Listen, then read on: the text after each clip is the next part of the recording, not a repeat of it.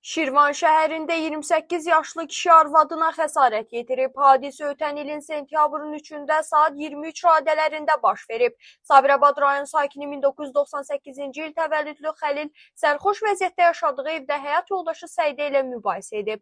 Mübahisə zamanı Xəlil arvadını yumruq və təpik zərbələri ilə döyərək ona müxtəlif dərəcəli xəsarətlər yetirib. İstintaq zamanı o ittiham üzrə özünü təqsirli bilib. Xəlil ifadəsində bildirib ki, Səidə ilə 2019-cu ildə rəsmi nikaha daxil olub və onların bir övladı var. Onun sözlərinə görə hadisə günü işdən sonra spirtli içki qəbul edib və gecə saatlarında evə gəlib. Evdə yalnız mən və arvadım var idi. Səidə içkili gəlməyimə görə irad bildirməyə başladı. Mən də əsəbləşdim və aramızda mübahisə yarandı.